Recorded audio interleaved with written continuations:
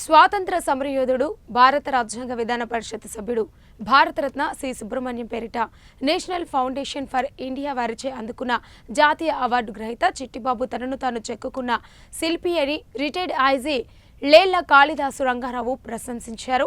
విజయనగరం జిల్లా పరిషత్ సమావేశ మందిరంలో పౌర సన్మాన వేదిక, దళిత బహుజన శ్రామిక యూనియన్ సంయుక్త ఆధ్వర్యంలో జాతీయ అవార్డు గ్రహీత DBSU వ్యవస్థాపకుడు పింకి చిట్టిబాబుకు ఆత్మీయ అభినందన కార్యక్రమం జరిగింది.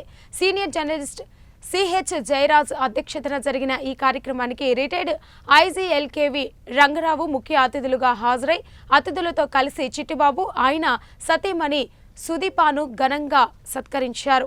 అత్యంత ప్రతిష్టాత్మకమైనటువంటి నేషనల్ ఫౌండేషన్ ఫర్ ఇండియా అనే ఒక సంస్థ, దాన్ని స్థాపించినటువంటి వ్యక్తి భారతరత్న సి సుబ్రహ్మణ్యం గారు.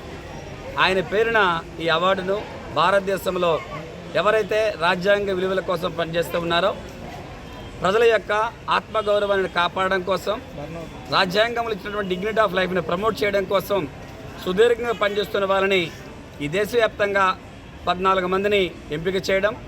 ఆ 14 మందిలో మరి ఆంధ్రప్రదేశ్, తెలంగాణ, ఈ తెలుగు రాష్ట్రాల నుంచి, దక్షిణాది రాష్ట్రాల నుంచి 2 ఎంపిక కావడం. ఒక ఆమె కర్ణాటక నుంచి లీలా కుమారి, ఆంధ్రప్రదేశ్, అందులో వెనుకబడి ఉన్నటువంటి మన ఉత్తరాంధ్ర, అందులో విజయనగర ప్రాంతం, బొబ్బిలి మండలం, రంగరాయపురం కుగ్రామం నుంచి నన్ను ఎంపిక చేయడం అనేది నాకు చాలా ఆనందం అనిపిస్తూ ఉంది. ఎందుకంటే ఆయన స్వాతంత్ర సమరయోధుడు, భారత రాజ్యాంగ విధాన పరిషత్ సభ్యుడు.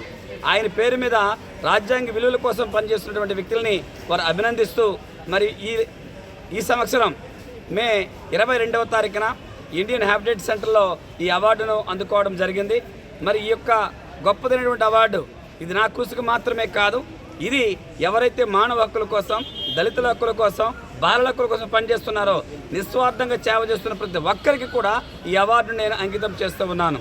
ఈ అవార్డు అనేది వినియోగించుకోవడం ద్వారా, తీసుకోవడం ద్వారా నా మీద మరింత బాధ్యత పెరిగిందని, రాజ్యాంగ హక్కుల కోసం పనిచేస్తానని, పేద బడుగు బలహీన వర్గాల కోసం నేను కృషి చేస్తానని చెప్పి అటువంటి స్ఫూర్తిని నాకు నింపిందని చెప్పి